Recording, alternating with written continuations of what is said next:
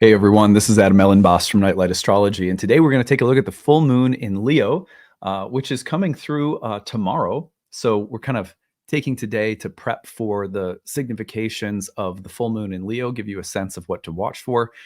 Today, I want to talk about this full moon as a very queenly full moon in Leo. There's a lot of the energy of the queen, I think, present in this sign of royalty. And when you put the moon there, and this moon is also configured to Jupiter very closely, I think one of the archetypes we're working with is that of queen energy. So we're going to talk a little bit about that, but among other things. So hopefully this will prepare you for the full moon. That's our agenda for today. Before we get into it, don't forget to like and subscribe, share your comments and reflections. It takes 2 seconds to press that thumbs up button. That really helps the channel to grow, and we appreciate it. You can find a transcript of today's talk on my website, nightlightastrology.com, where you can also check out some of the courses that have started recently. Last week, we started a masterclass series on the fixed stars, and we started our year 3 program in counseling astrology. You can check that out. And then our moon circle, all of those began this month. Go to the website, nightlightastrology.com. Under the courses tab, you can check it out, and be sure to take advantage of need-based tuition if you are someone who wants to take the course but can't afford our going rate. And if you could use a little help, feel free to use that. And if you have any questions, email us info@nightlightastrology.com. Okay, so a big week with lots of transits that we've been looking at, and one of them is the full moon in the sign of Leo. So here is the chart, and I'm going to actually advance this just a touch. Here we go. Here's the full moon in Leo. So we can see that the full moon in Leo is happening. Obviously, the full moons are always opposite the sun.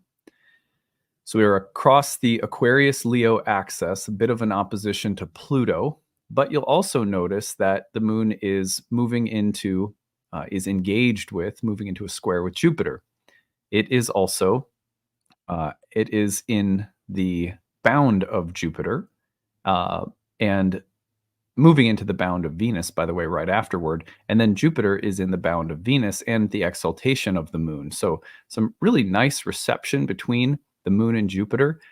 They are certainly both playing to Venus, who is also moving into a trine with Jupiter from Capricorn. So very kind of earthy underlying structure with a lot of emphasis on Venus, which we've been visiting all week long. But there are 5 features of this full moon in Leo that I want to talk about today that hopefully will prepare us for those themes that we may notice coming through, especially tomorrow, Thursday, but also into Friday.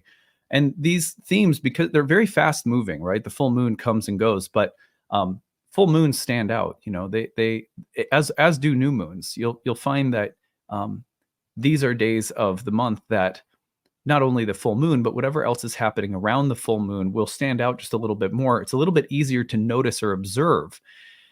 That makes it worth it to pay attention to these these periods for us as students of astrology, as well as just people who are using this to observe and reflect on the archetypal nature of our experiences. Anyway, so these are the five archetypal qualities to watch for given the moon in Leo. The first thing that I notice right away is that Jupiter and Venus are giving shape to the moon in Leo, and that is because the moon at the time of at the moment of the full moon, let's look at the basic dignities, right? The moon is in the sign of the sun, and we see that the sun is moving into the bound of Venus while also squaring Jupiter in Taurus, in Venus's bound and Venus's sign and the moon's exaltation. So in other words, and then you look at, again, the applying square to Jupiter from the moon, Jupiter being in the sign and bound of Venus. This means that there is a tremendous emphasis on Jupiter and Venus that this full moon brings forth.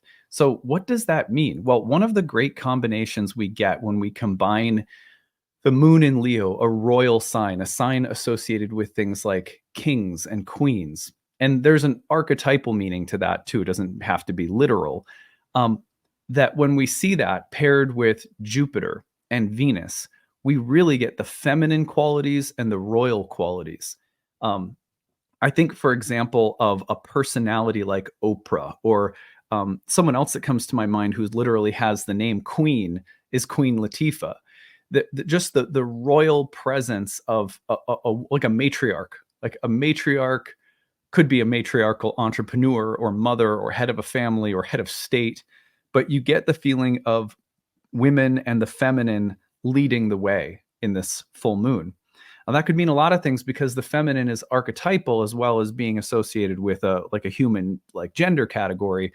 We're talking about the archetypal feminine, which is really something that we all experience, in so many ways. So, some of the images that come to my mind right away, I drew some tarot cards that I thought you guys might resonate with. One is the Empress. So the Empress is kind of like a Leo moon insofar as the moon is very earthy and sensual and nature based. The moon speaks to the feminine and it speaks to the world that we live in, the material world, the world of animals and nature and forms and pregnancy and the kind of ecological matrix that we live in is very lunar. And when you pair it with a signification of royalty, one of the cards that you get is the Empress. And so this archetype is really important because at this time of the full moon, you may feel that you need to bring that forward in yourself somehow. It doesn't mean that you need to put on some theatrical display of egotistical grandiosity, right? Though you might, I don't know. I mean, I guess there's a season for everything, but you get what I'm saying, that how can you tap into the Empress? The Empress is the one who she rules, but she rules with a kind of creative, tender, devotional, firm but gentle quality. How can you be firm, loving, affirming, encouraging, light, and sort of earthy and sensual, but also strong? Those qualities come to mind. Another queen figure that comes to mind is a little different than the Empress, is the Queen of Wands. In the tarot, the Queen of Wands has a sunflower in one hand, a staff in the other, and the black cat, which to me is very magical. And so I think of the Queen of Wands and also the connection with the moon in the sign of Leo as the powerful leading charm and magic of the feminine. There's a way, and I'm not trying to sound stereotypical. This is an honest to God truth. There is a way that my wife can get me from one stubborn state of mind or consciousness into a more agreeable one, and the only thing I can attribute it to is that she is very magical. And she has the moon in Taurus square to Jupiter in Leo. And I always see her as like there is a queenly magic to the way that I would say, and I think this is true for all relationships, right? It doesn't have to be like a heterosexual dynamic. It could really be any dynamic. That some partners have that I would call it it's like a relational intelligence and a charm and a kind of feminine mother magic that you can just shift someone out of a stubborn or stuck place into a more amicable one through a combination of charm, magic, likability, humor, and attractiveness. You can just shift someone through that power. And people like that, whether you're a man, a woman, however you identify, if you can access that kind of power when you're in positions of leadership or you are playing a cooperative role and you need to help move things and you have people who are stuck or recalcitrant kind of, I don't know, this energy of the moon in Leo is very persuasive and magnetic and charismatic and charming. And it has a kind of lunar queenly magic to it that can really shift things around through the power of personality and through a kind of a heart-centered likability. So, tap into that or notice it around you and allow yourself to be charmed by it. If you're feeling stuck, you probably will notice someone or something in the environment is trying to help move you from a stuck place into one of, feeling unstuck, feeling more cooperative. The moon is such a cooperative planet. And the element of the moon in Leo is about really like everyone's ego is okay here. Everyone can be along for the ride. And the Queen and Empress energy to me is radiating from this full moon, as the full moon in Leo, again, has so much connection to Jupiter.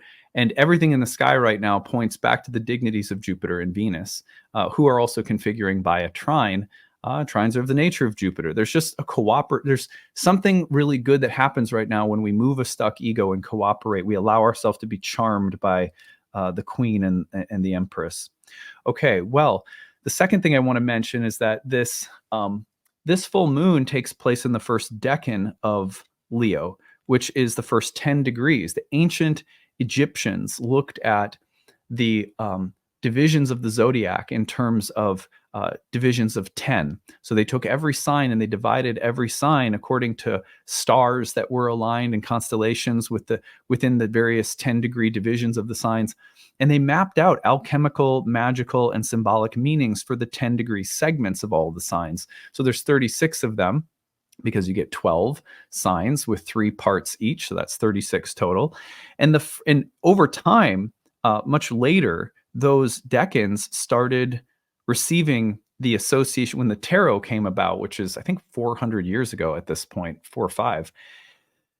What happened is the alchemical and magical hermetic traditions and the Kabbalistic, which is also a big part of the tarot, of course, they started looking at those decan symbolisms and making meaningful correlations to the major and minor arcana of the tarot. I find those connections to be very magical because the alchemical imagery of the ancient texts maps very nicely to some of the archetypes of the tarot. They're not perfect correlations, but they do share very interesting correlations that can help us think about the decans. So there's a book that I really like called 36 Secrets. Oops, let me hold it up right here. A Decanic Journey Through the Minor Arcana of the Tarot. And this looks at some of the classical associations between the tarot cards and those ancient decans. It's a really, really fascinating book. I really appreciate it. Anyway, Susan Chang, excuse me, is the author. And she talks about, and other texts do as well. Another good one is 36 Faces by Austin Coppock. But anyway, she talks about this first decan of Leo as relating to 2 different cards. She actually has 3, but I'm going to talk about these 2. Strength and the 5 of Wands. So, oh my gosh. All right, so Strength and the 5 of Wands. And these 2 cards are really interesting because the symbolism of them, they share something in common, even though it's not so noticeable. Sorry, it's something stuck on my hand. All right, so here's the 5 of Wands. And in the first decan of Leo, she really talks about the pressures that we face. Like, this is a card that, I mean, it looks like a bunch of kids fighting, right?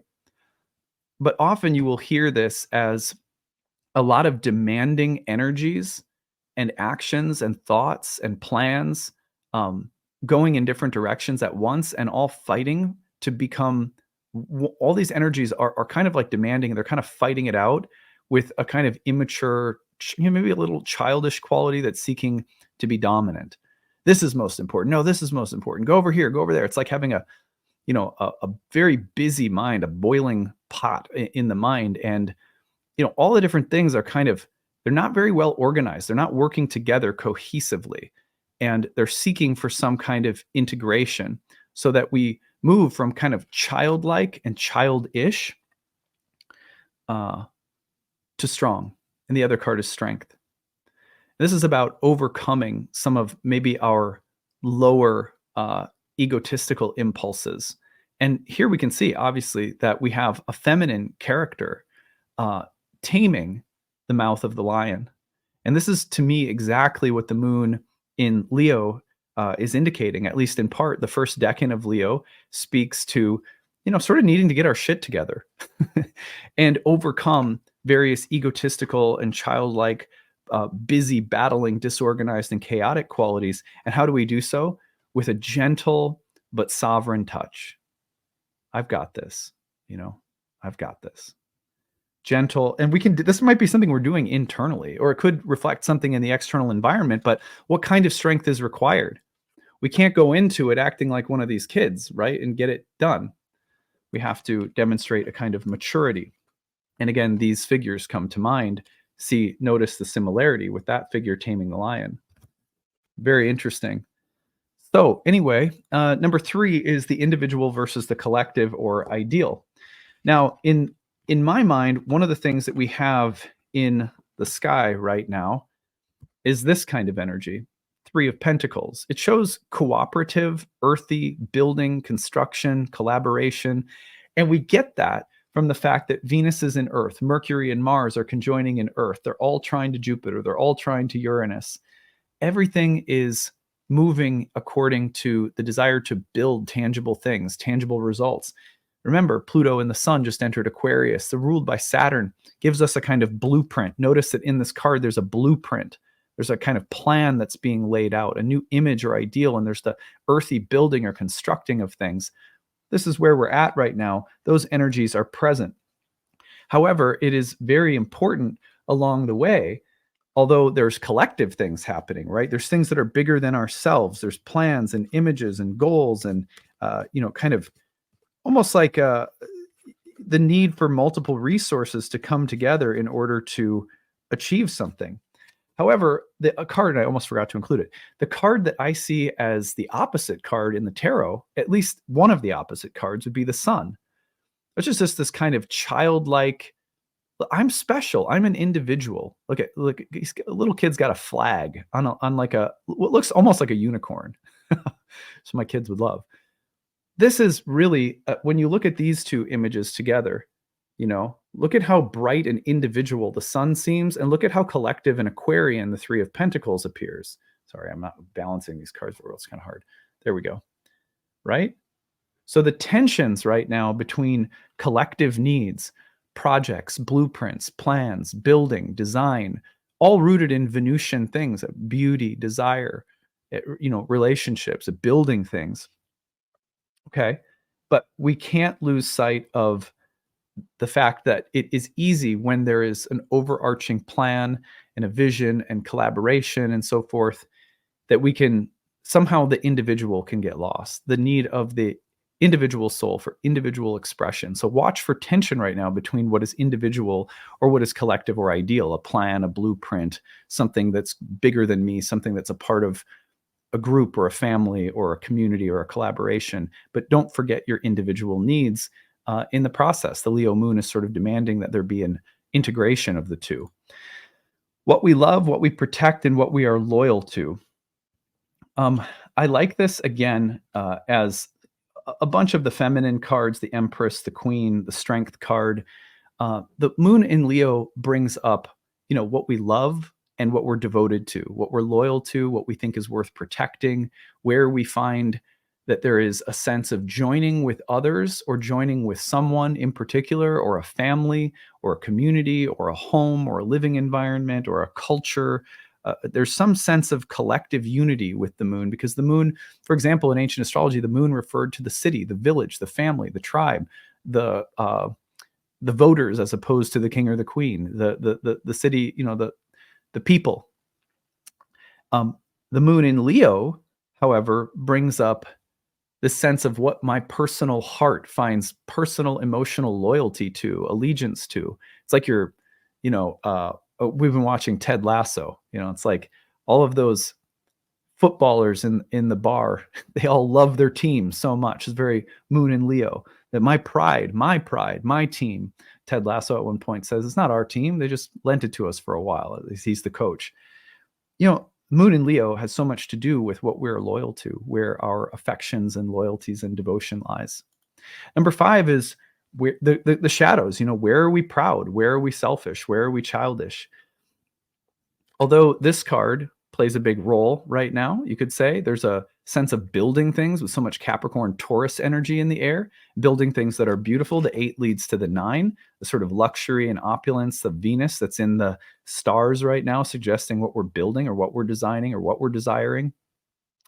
But we don't want to turn into, proud, selfish, complacent, or we don't want to revert, back to, I'm fighting over what's mine, my pride, my the things that I am possessive or jealous about. So be careful of those energies of childlike battling and possessiveness and jealousy, those kind of shadow qualities of the moon in Leo. So you don't want to be the dramatic queen in mythology that, has all these underhanded ways of cutting down anything that she thinks will outshine her, or something like that. So just watch for the dark side of the queen, the dark sides of the queen archetypally as well, within ourselves, within the environment. So anyway, that's what I've got for you guys today for this full moon in Leo. I think that it's going to be, I think mostly a very positive one considering the nice configuration to Jupiter. So I hope you guys enjoy it. And I look forward to catching up with you more tomorrow. All right, that's it for now. Take it easy. Bye.